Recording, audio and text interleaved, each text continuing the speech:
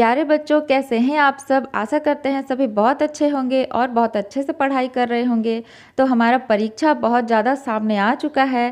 प्यारे बच्चों, आज की क्लास में हम लोग रिवाइज करेंगे हम लोग का क्लास 11 का जो इंग्लिश कोर है ना, उसका तीसरा चैप्टर, चौथा चैप्टर, पांचवा चैप्टर, छठा चैप्टर, सातवां चैप्टर और आठवां चैप्टर। ठीक है, आज की क्लास में हम लोग इन सारे चैप्टर्स के जितने भी इंपॉर्टेंट क्वेश्चन आंसर्स है उन सभी को देखेंगे। तो इसके पहले का जो चैप्टर 1 और चैप्टर 2 है ना, इसका ऑलरेडी वीडियो जो है हम लोग उसको कवर कर चुके हैं। तो उसका लिंक आप लोग को नीचे डिस्क्रिप्शन में मिल जाएगा। प्यारे बच्चों, ज़रूर से जाकर चेकआउट कर लीजिएगा। और अभी हम लोग जितने भी प्रश्नों को हल करेंगे, ये सारे के सारे क्वेश्चंस आपके आने वाली परीक्षा के लिए बहुत ही ज़्यादा इम्पॉर्टेंट होने वाला है। तो इसीलिए आप लोग वीडियो को पूरा ज़रूर देखिए। हम लोग एक एक क्वेश्चन को बहुत ही ज़्यादा सरल और स्पष्ट भाषा में समझेंगे, जिससे आप लोग को कोई भी परेशानी ना हो।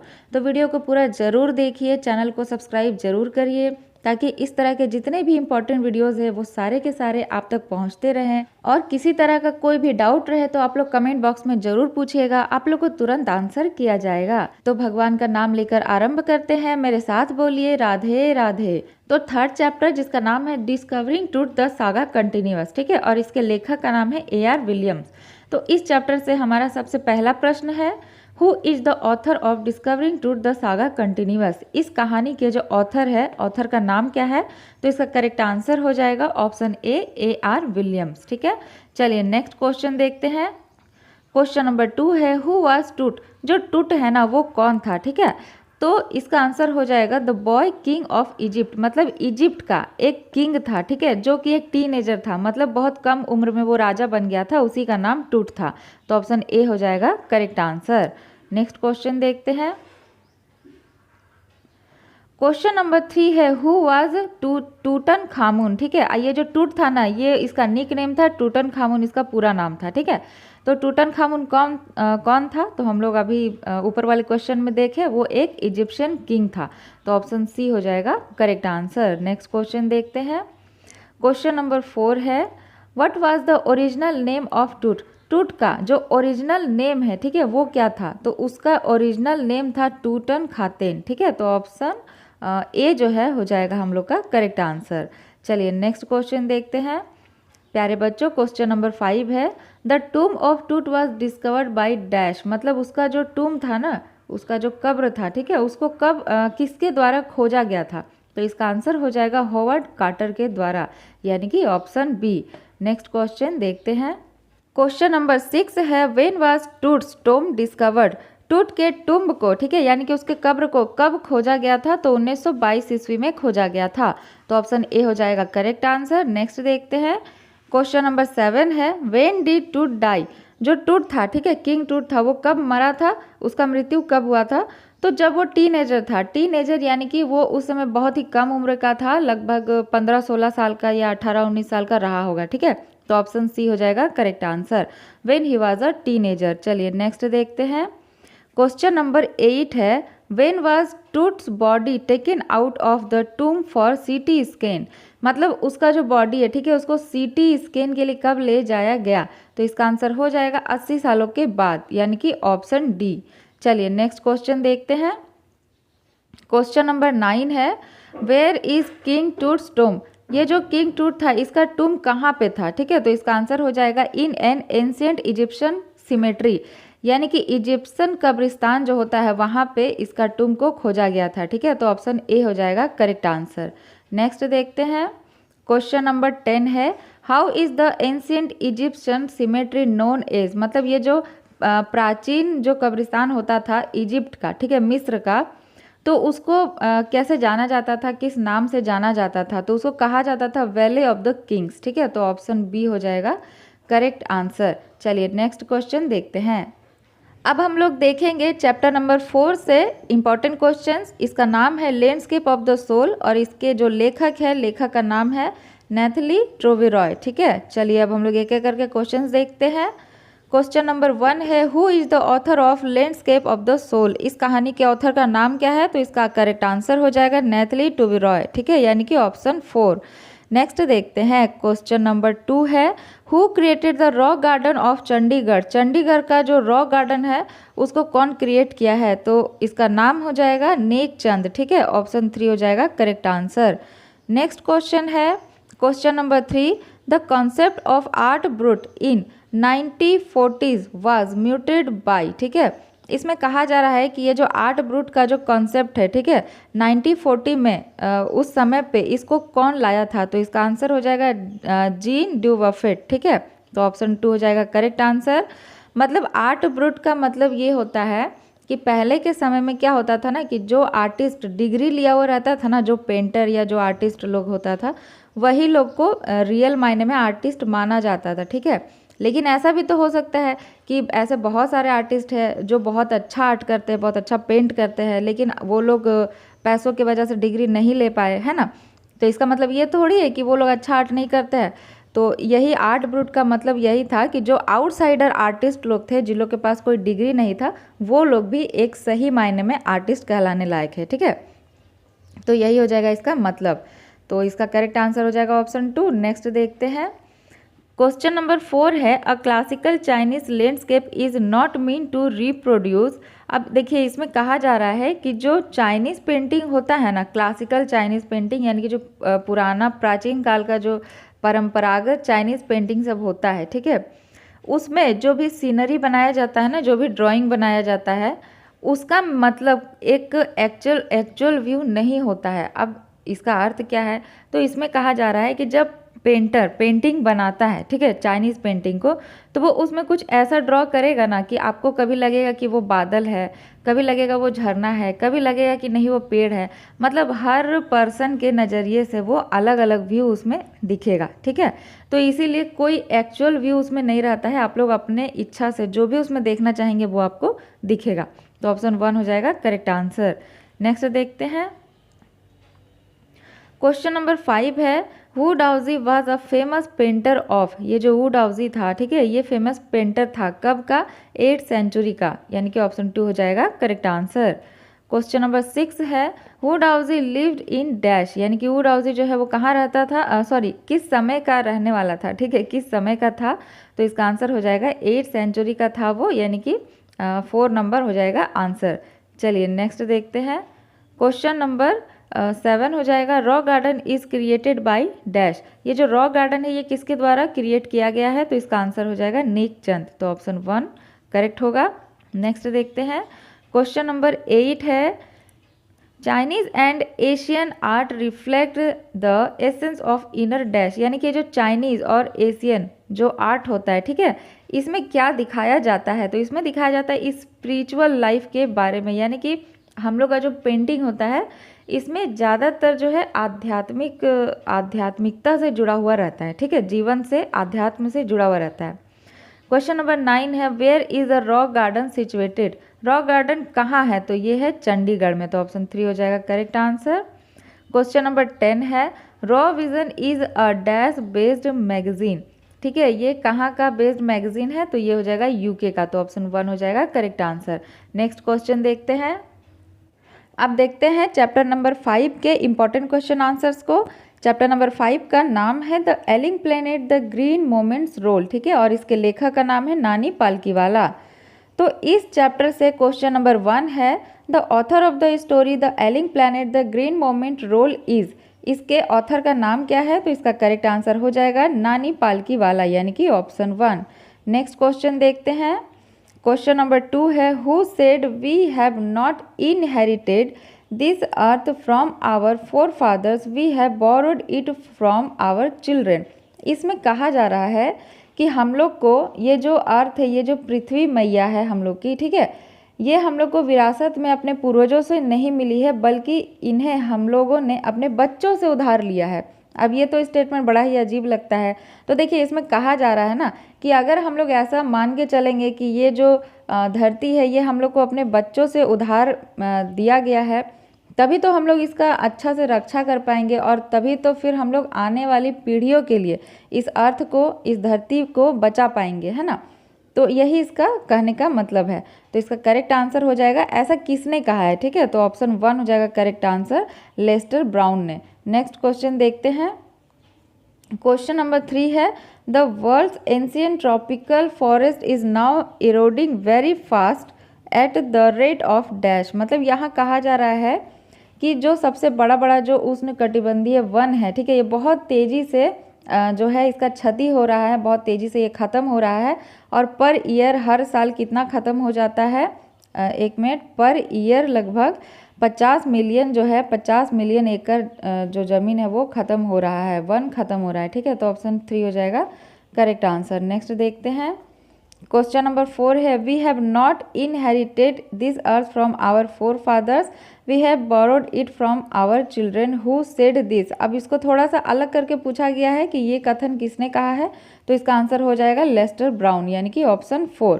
नेक्स्ट देखते हैं क्वेश्चन 5 है the concept that the earth and other planets revolve round the sun was first introduced by. देखिए इस क्वेश्चन में कहा जा रहा है कि जो पृथ्वी है ना, पृथ्वी और पृथ्वी के साथ अन्य जितने भी ग्रह हैं वो सूर्य के चारों ओर चक्कर लगाते हैं और खुद अपने अक्ष पे भी चक्कर लगाते हैं। ये तो हम लोग पढ़े हैं, जैसे ये सूर्य देव है तो पृथ्वी है तो ये इस तरह से इनका चक्कर लगाती है और जितने भी ग्रह है वो सब सारे के सारे इनके चक्कर लगाते हैं और साथ में अपने अक्ष पे भी इस तरह से घूमते हुए, मतलब इस तरह से घूमते हुए जाते हैं, ठीक है ना।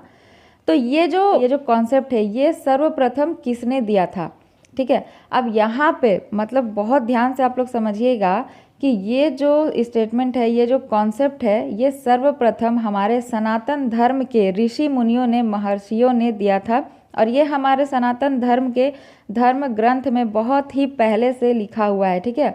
और बहुत बहुत पहले से लिखा हुआ है, हनुमान चालीसा में भी इसका जिक्र आता है, ठीक है। आप लोग पढ़िएगा तो आप लोग को पता चलेगा उस बात का।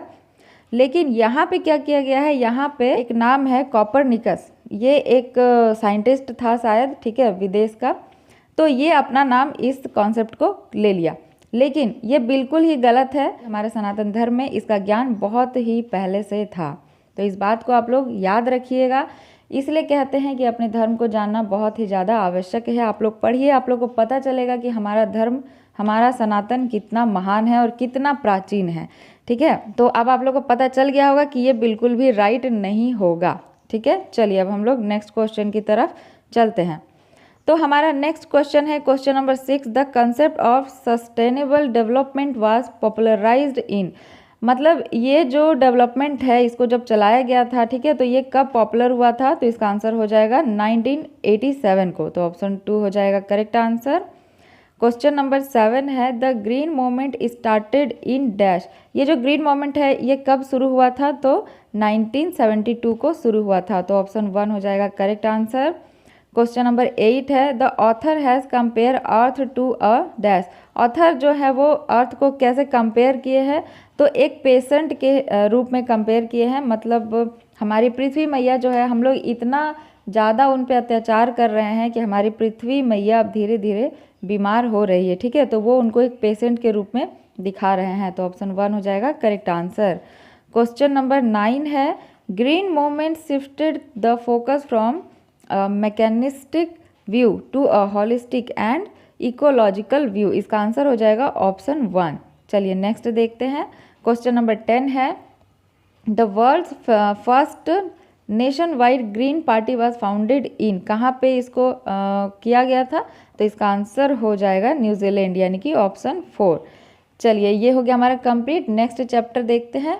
अब हम लोग देखेंगे चैप्टर 6 से इंपॉर्टेंट क्वेश्चन आंसर्स। चैप्टर 6 का नाम है द ब्राउनिंग वर्जन, ठीक है, और इसके लेखक का नाम है टेरेंस रैटिगन। चलिए एक एक करके देखते हैं। क्वेश्चन नंबर 1 है the author of the story the browning version is. इसके ऑथर का नाम क्या है, तो इसका करेक्ट आंसर हो जाएगा टेरेंस रैटिगन, यानी कि ऑप्शन 1। चलिए नेक्स्ट देखते हैं। क्वेश्चन नंबर 2 है in which subject was Taplow extremely interested. Taplow जो है, ठीक है, वो किस सब्जेक्ट में बहुत ज़्यादा इंटरेस्टेड था, तो उसको साइंस बहुत पसंद था, तो ऑप्शन 3 हो जाएगा करेक्ट आंसर। नेक्स्ट देखते हैं। क्वेश्चन नंबर 3 है Crocker Harris asked Taplow to explain the joke to. मतलब क्रॉकर हैरिस टैप्लो से कहते हैं, ठीक है, जोक को एक्सप्लेन करने किन लोगों के पास, तो अदर स्टूडेंट्स लोग को, ठीक है, तो ऑप्शन 1 हो जाएगा करेक्ट आंसर। क्वेश्चन नंबर 4 है हु वाज टैप्लो वेटिंग फॉर। टैप्लो किसका वेट कर रहा था, तो इसका आंसर हो जाएगा क्रॉकर हैरिस, यानी कि ऑप्शन 1। क्वेश्चन नंबर 5 है मिली sends टेप्लो to dash.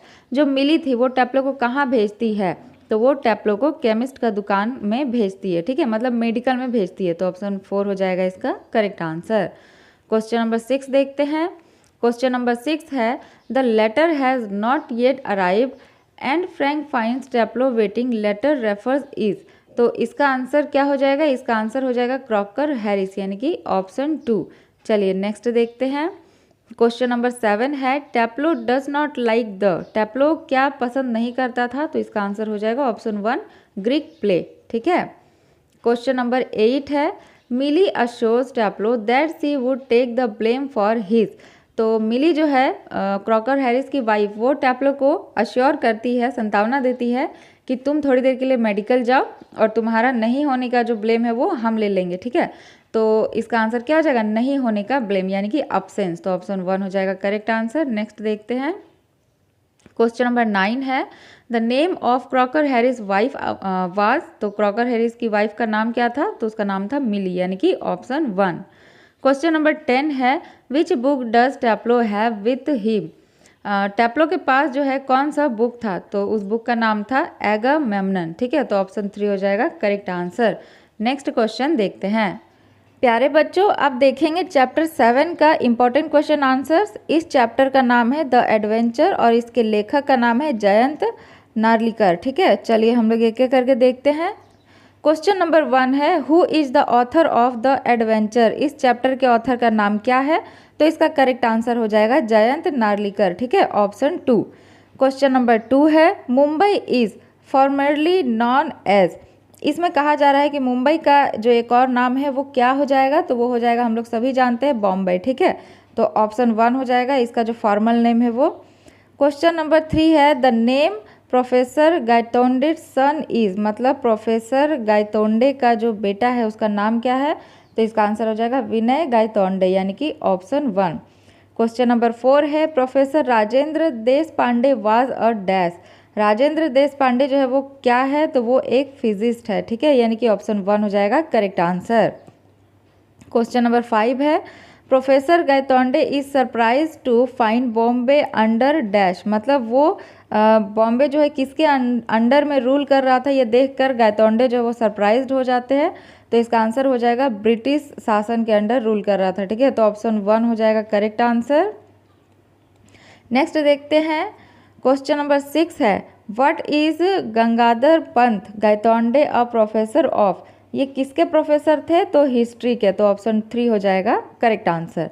Question number 7 है from where did Gangadhar Pant start his journey.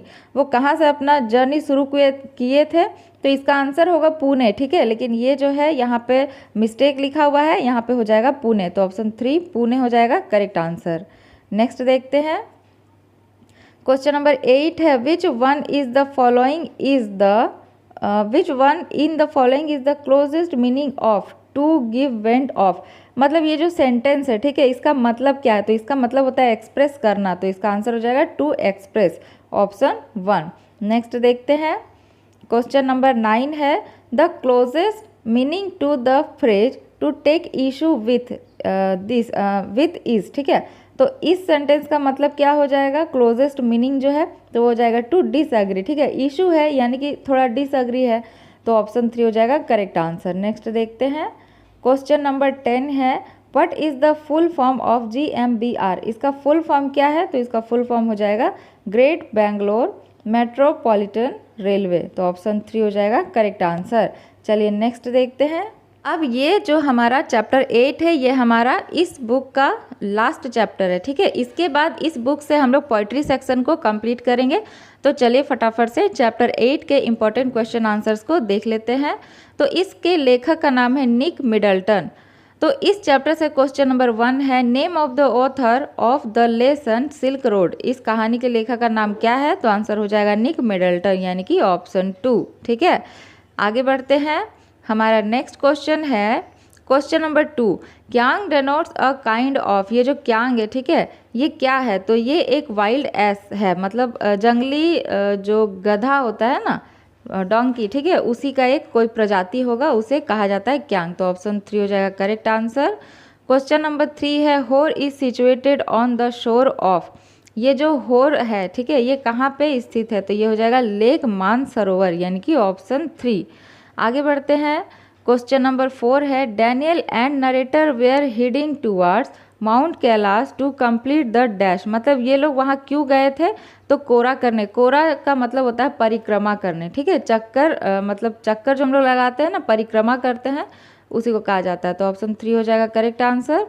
Question number 5 है हु वाज सेटन। ठीक है, सेटन कौन है, तो वो है कार का ड्राइवर। तो ऑप्शन 1 हो जाएगा करेक्ट आंसर। नेक्स्ट देखते हैं। क्वेश्चन नंबर 6 है what gift did Lamo give to the author. ये जो लामो है, ठीक है, ये ऑथर को क्या गिफ्ट देता है, तो इसका आंसर हो जाएगा a full sleeved coat. Coat gift देता है, ठीक है, तो ऑप्शन 4 करेक्ट आंसर हो जाएगा। क्वेश्चन नंबर 7 है the author's physical condition in Darchen was dash. Author का फिजिकल कंडीशन कैसा था, तो बिल्कुल भी अच्छा नहीं था। इसका आंसर हो जाएगा चेस्ट बिकेम ओल्ड। ठीक है, मतलब तबीयत बहुत ख़राब हो गया था। तो ऑप्शन ये हो जाएगा करेक्ट आंसर। क्वेश्चन नंबर 8 है the long sleeved sheepskin coat is called dash. मतलब ये जो लॉन्ग स्लीव्ड शिप कोट था, ठीक है, शिप का स्किन का, इसको क्या कहा जाता है, तो इसको कहा जाता है ड्रोकबा। तो ऑप्शन 1 हो जाएगा करेक्ट आंसर। ठीक है, नेक्स्ट देखते हैं। क्वेश्चन नंबर 9 है the driver of the car was dash. ये जो ड्राइवर जो है, ठीक है, कार का, इसका नाम क्या था, इसका नाम था सेटन। तो ऑप्शन 1 हो जाएगा करेक्ट आंसर। लास्ट क्वेश्चन है question number 10 the name of the author's friend was. और ऑथर का दोस्त का नाम क्या था, तो उसका नाम था डैनियल। तो ऑप्शन 1 हो जाएगा करेक्ट आंसर। प्यारे बच्चों, इसी के साथ हमारा जो पहला बुक है क्लास 11th इंग्लिश कोर का, ठीक है, जिसका नाम है हॉर्नबिल, इस बुक से हम लोग जितना भी चैप्टर्स है उसको कंप्लीट कर दिए हैं।